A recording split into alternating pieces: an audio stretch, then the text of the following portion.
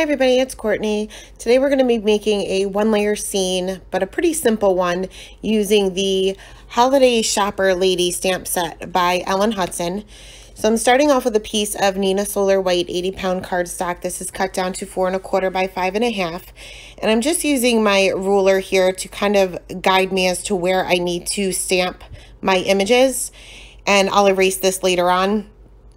I'm going to go ahead and line up my little lady there to determine where I need to stamp the things that she'll be holding in her hands. So I'm using my blackout ink by Ink on 3 because it's Copics safe, and I'm going to kind of line up where she's going to be holding this list, remove her from the panel, and then stamp that image down. I'm also stamping on a piece of full stick Post-it note here because I'm going to be using that as my mask. For the little credit card, I decided to just draw a little pencil dot that you probably can't even see, just because I didn't want to have to cut her out as far as a mask goes, because I'm just being lazy at this point. The cards are getting a little bit more simple as Christmas is approaching.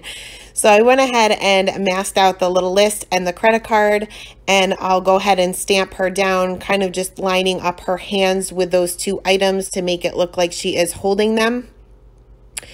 Once she's stamped down, there's a ton of little stamps in this stamp set that you can create a scene with, and you can kind of go crazy with it. But like I said, I'm keeping it kind of simple at this point in the game.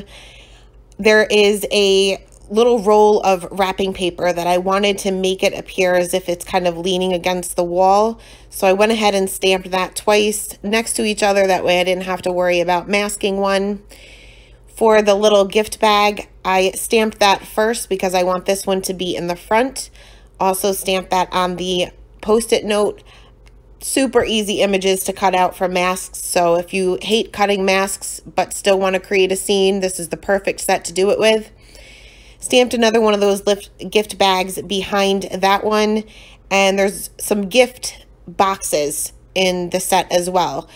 And this little tape dispenser, which I thought was adorable, so I had to include that somewhere in the card. And I stamped out the little gifts, the presents themselves, one right there in the front, so I didn't have to worry about masking, and then one behind that little gift bag. I took a Copics safe pen. First I removed my masks. Then I took a Copics safe pen and went over that pencil line, just going around my images, not directly through them. You can certainly leave your masks on if you don't feel comfortable doing this. But like I said, these are simple images, so they're really easy to go around. And then I'll go ahead and erase all of those pencil lines. You'll want to do that before you start coloring, because once you color over them, you will not get them up. So we'll move on to the Copic coloring. I'm going to do my background first, which we're going to keep really, really simple. Again, you can do ink blending for this, which would probably save some Copic ink, but I didn't feel like masking. So I'm covering up my entire little floor here with my E30, which is the lightest color. Not really being too concerned about going over my images because it's such a light color, I can cover it up anyway.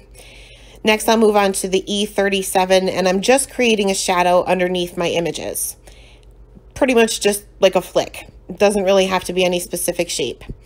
Blending those shadows out a little bit with the E33, then I'll blend them out a little bit further with the E31, then I'll go over the entire area again with my E30, not only just to blend out the shadows, but also to get a smoother finish on the floor itself. Sometimes you have to go over things twice with the alcohol marker so that you don't get those little streaky lines. With lighter colors, it doesn't make too much of a difference usually, but I do like to go over it twice. For my wall, I am starting off with my W5, and I'm just adding a little bit of shading where the wall meets the floor. And I'll bring in the W7 just to create a shadow on the left-hand side of those rolls of wrapping paper, being they're supposed to be leaning against the wall. Blending that out with the W5, then I'll extend my flicks out a little bit further with the W3, and then finally move into the W1 and extend those flicks out even further, but leaving a majority of the wall still white. In order to get rid of some of those flick marks, you can certainly go in with a W0, which I don't own. So I'm going in with a colorless blender and just going quickly over that area in the opposite direction. Now it looks a little bit muddy right now, but that's just because the paper's wet. Once that dries, you won't notice those flick lines as much. So we'll move on to coloring her, and I have this sped up quite a bit, but I'll slow it down in just a minute. I'm just going in with my kind of go-to skin tone color here, laying out my darkest areas, which will be underneath where her hair is hanging over her face, underneath the little objects that she's holding, and on the left side of her neck. Putting in my darkest color, blending that out with the two midtones, and then back to the lightest color. I did add a little bit of R20 to her cheeks and then went back in with the E50 to blend that out.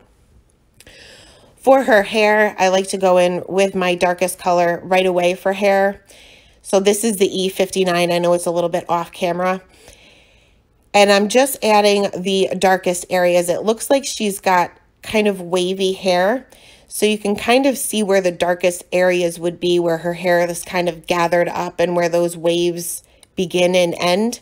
So I'm putting a few little flicks where her hair is parted on the top, and also in these areas where it's kind of gathered together, and then as well as behind her face. That would also create a shadow. Next, I'll blend those flicks out or extend those flicks out with the E57. And for hair, I like to keep a little bit of texture. So I'm kind of going, the flicks are kind of different sizes. Some are longer than others, and I'm just barely touching the paper with the tip of my marker. Once the E57 is down, I'll move on to the E55 and extend those flicks out even further. Now there's going to be a very little bit of a highlight color left here, and you can leave this as is. You can leave some white. But in this case, I did go in with the E53 just very quickly so I don't take away too much of that darker color. And she looks more of a dirty blonde once you add that E53 in than a brunette. The more darker colors you add, the darker her hair will be, obviously. So next I'm going to move on to her shirt. Now, I'm starting with the R32, which is going to be my lightest color, mapping out my darkest areas. For the darkest areas, it's going to be where her arms are kind of a little bit behind her, and also on either side of her shirt, but I'm not adding my darkest color there yet. There is a little bit of texture on the bottom of her shirt where it's kind of gathered, so I'm just doing 3 little flicks to kind of saturate the paper a little bit. Next, I'm going to go in with my darkest color and go over those same areas with the exception of the middle part of her shirt. I don't want 2 real dark areas right directly next to one another, so my darkest area for either side of the shirt part itself, and not necessarily the sleeves, will be my darkest midtone. But I'm going over those 3 little flicks on the bottom. Next, I'll go in with that darkest midtone and extend those areas out and also create that shadow on either side of the middle part of her shirt. Now, this is a new red combination. I'm kind of playing with different combinations here. I got a few more Copic markers, so I'm just playing around here. And instead of going to my go-to, most of these colors are part of my go-to, but I added a few. The R32 I don't typically use. The R35 I use sometimes.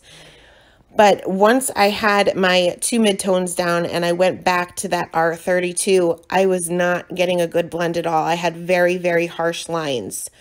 So in order to get a better blend, you'll see here that it just isn't blending. The sleeves are not so bad because it's a smaller area, but for her shirt itself, it was looking pretty terrible. So I went back in with the R35, and instead of just using straight lines, I flicked that color out a little bit to kind of help myself blend a little bit easier, and then went back to that R32 and did some more flicks to kind of blend those out. Still didn't love it. So you'll see once we move on to other things in the card, I did go back to my go-to combination, and instead of that R32, I used an R22, and I like that combination a lot better. But because I had so much ink down, I did have some bleeding. So it bled onto the base part of her shirt, so I didn't end up doing any shading there. I just went in with my R35, added a little bit of shading on the cuffs of her sleeves, and I'll fix the areas that kind of bled out a little bit once the paper is dry. You don't want to go in with your colorless blender in an area that's still wet. You're just going to spread it around. So for her pants, I'm going to make these jeans, and I like to use the B90 markers for jeans. So I'm adding shading underneath where her shirt is laying on her pants, and I'll add a little bit of a shadow underneath her little pockets and on the inside of her pant legs there, and also a little flick where her knee is. And this is part of the image, so like I said before, pay attention to those little lines and texture that are within the image. They're just there to guide you as far as where your shadows should be. Once I had the B99 down, I moved on to the B97 and just extended those areas out a little bit further, including that little flick for her knees. Moving on to the B93, extending those areas out even further, and then finally going back in with the B91 and blending all of that out. Now for those little areas on her knees, I was able to kind of keep that B99 there, but sometimes when you go over it with your latest color, you kind of remove some of it. So if that ever happens, this color combination doesn't really do that much, but you know, things like RVs will do that a lot. V markers will also do that. You can always go back in with that darkest color and kind of fix that up and add that back in. Now I had some bleeding with my E30s onto her sneakers, so I'm just using a colorless blender to lighten that up. Also fixing up some of those areas where my red kind of bled out. Normally I will use a white gel pen, but being I already had color on my wall, I didn't want to necessarily use that white gel pen yet. But here for this white area on the wall, I was able to go in with that and fix that. But we'll fix the rest of it later because it didn't completely take it up, which I know reds are kind of hard to take up anyway. So next we'll move on to this little list that she's holding here. And I want this to be white. So I'm just doing a little bit of shading with some C markers, using the C5 in just the very darkest area. So on the bottom of the list where it's folded up or curved up, and underneath where it's curved down on the top, and just a little bit on the top because the whole thing is kind of like wavy. And you'll see some whiskers there. He's been there the whole time, and I've just been trying to kind of push him aside. I'll blend those areas out with the C3 using flicking motions so that I can eventually fade to white. Go back in with my C1, extend those flicks out even further. And then, like I said, if you have those flick lines in the middle that you want to get rid of, just quickly go over with your colorless blender. You just want to make sure that you do this very quickly so you don't take away too much of the color. So next we'll move on to the gift bags, and this is the green combination I'm using for this one.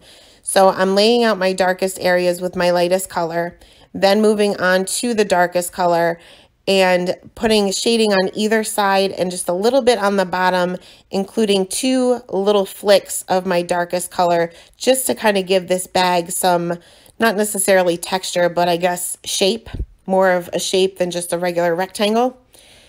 Going in with my darkest midtones, extending those areas out, including those two little flicks on the bottom, then the lightest midtone, and then finally back to that YG03 and blending all of that out. Going to use that same green combination for one of these rolls of wrapping paper, covering the entire thing up with the lightest color first. And the shading on this one would be on either side of the roll itself because it would be a round object. So you want to make sure you keep a highlight in the center. And then also where some of the wrapping paper is coming off the roll, where that's kind of laying behind it, I guess, that would also create a shadow. So again, using those same greens that I used for that gift bag in the same order. Now for the other gift bag and one of these presents, I'm going to use, it's going to be like a golden yellow. So laying out my Y23, and my darkest color here is going to be at E15. And this is clearly brown. And it's going to look messy and ugly before you get done. So just keep going with it. You have to kind of play around with color combinations. But if you're using this one, just keep in mind that it's not going to look golden yellow until you're completely done with it. So again, like always, going in with the darkest color, two midtones, and then blending that out with the lightest color. And you'll see how that Y24, Y26, and Y23 really lightened all of that up.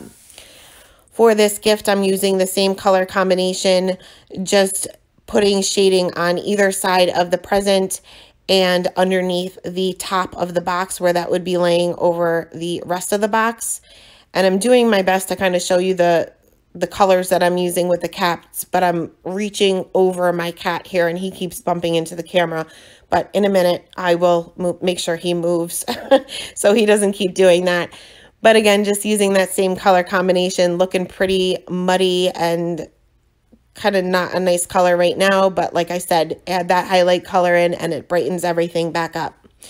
Now I colored the other gift box on the other roll of wrapping paper with the same reds that I used for her shirt and colored it the same way. So I didn't bother to show you that. For the tape dispenser, just used a couple of C markers. And for her sneakers, I want these to appear white, so I'm going to use the C3 and C1. I was not able to get all of the E30 markers off her sneakers, but because the 0 or the C1, yeah, the C1 is so light, it kind of acts as a colorless blender, so it kind of just blended that E30 marker out, or E37, whatever I ended up getting on there, and you can't even notice it. So for the little credit card, I'm just going to color this blue, doing some shading to the top part of it off to the left, using a 4-color blend here. Again, small areas like this, don't feel the need to use 4 colors. You don't even have to feel the need to use 3 colors. You can use 2 or even 1 for areas like this. For that little security chip, I just went in with a Y marker to fill that in solid. And next I'm going to fix up some of my areas with my white gel pen. So also the E30, I saw some gaps that I didn't necessarily get all that close to my images, as well as the W3, fixed up some of those areas. Now I was working around my cat here, so I did have a lot of mistakes that I had to kind of fix up with my white gel pen, especially the red, which is very difficult to take up with a colorless blender. While I had my white gel pen out, I added some details to all of these things. So the easiest thing to do is add dots. So that's pretty much what I did to most of them. I did add some diagonal stripes to this one gift bag, as well as the one present off to the right, but everything else pretty much just has polka dots because that's the easiest thing to do with a white gel pen. Now for this little box, my white gel pen was not flowing the way it should. So I just rubbed that on my finger and it will begin to kind of flow out of the tip of the pen a little bit easier. I don't know what was going on. I don't usually have a problem with this particular pen, but it is what it is. It ended up working out. So once I had all of the little details done to my little objects here, I'm going to go ahead and add my sentiment, and these are pretty small sentiments, so I just stamped this in the top right corner. I also added a few little squigglies on her little list to make it look as if there was something on the list, and added some shimmer to all of the gift bags and gift boxes. And I ended up off camera trimming this down a little bit and adhering this to a black card base just for a little bit of a border. But that is the card for today, guys. Thanks a lot for stopping by and have a great day. Bye.